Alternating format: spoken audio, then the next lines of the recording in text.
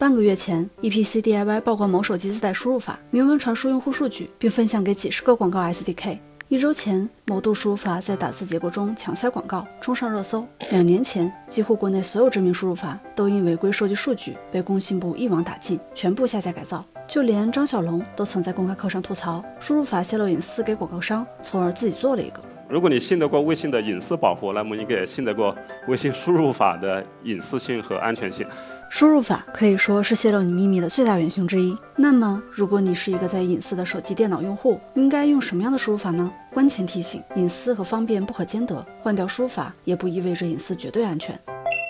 如果你是 Windows、Mac、iOS， 那一般的自带输入法就比较安全。不过 Windows 自带的微软输入法也有过推送必应广告的先例。如果你是安卓手机，那除了类原生系统喜欢内置的 Gboard， 自带的输入法就不建议用了。如果非要用的话，建议直接断网，或者开启隐私模式、基础模式、离线模式。其他的国产输入法也可以按照同样的方式操作。2021年印发的常见类型移动互联网应用程序必要个人信息范围规定中，明确规定了输入法应该无需个人信息即可使用文字、符号输入等技术服务。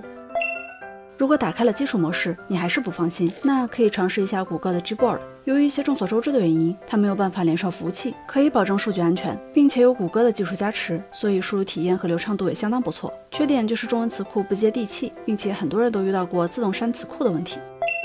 下边就是我们这期视频的重点：开源的输入法引擎 RAM 中州韵。不过它只适合少部分人，如果没有隐私洁癖或者不喜欢折腾，那我并不是很推荐你使用。为什么推荐它呢？首先就是因为 RAM 是开源的，基于 RAM 的项目也大部分都是开源的，在隐私方面有非常大的优势。2. 极高的自由度 ，RAM 的所有内容，包括外观、词库、输入方式、快捷键、符号、标点、模糊词、联想、按钮的位置，每个功能的细节都可以由你自己配置，你想要它什么样，它就能什么样，越用越懂你，并且配置在基于 RAM 的项目中通用，一次配置永久可用。3. 较低门槛，虽然 RAM 适合折腾，但也完全可以做到开箱即用。经过多年的发展，它衍生出了很多大神制作好的配置方案和词库，只需要一些比较简单的操作，就能用到自己的输入法上，大大提升使用体验。但需要注意的是，在开箱即用方面，它肯定是远远比不上商业输入法的。4. 兼容性，由于 RAM 是开源的，所以有很多基于 RAM 开发的输入法可以做到多平台方案的支持 ，Windows、Mac、Linux、Android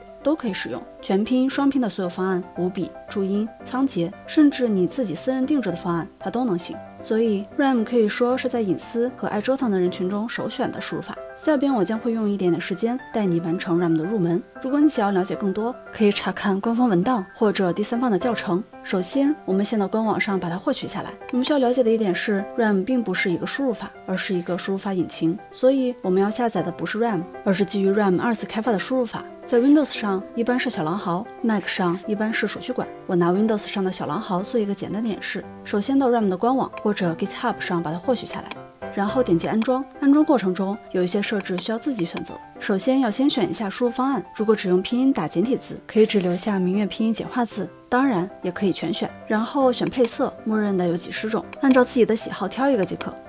安装完成后，把输入法切换到小狼毫就可以用了。如果前面你选择了多种方案，可以按下 F4 进行切换，但现在它只能满足最基本的需求，所以你还需要按照自己的喜好进行一些配置。由于配置的具体内容较为复杂和枯燥，所以我不在视频里面具体讲，感兴趣的可以看看官方的文档和第三方的教程。那有没有比较简单的配置方法呢？还是有的，那就是一键应用别人的配置。我们在 GitHub 上搜小狼毫，就能找到很多别人分享的配置，它们使用起来非常简单。我随便举一个例子，首先找到一个自己喜欢的配置，然后在应用中找到小狼毫用户文件夹，把它打开，在 GitHub 上把别人分享的配置文件下载下来，全部复制到用户文件夹。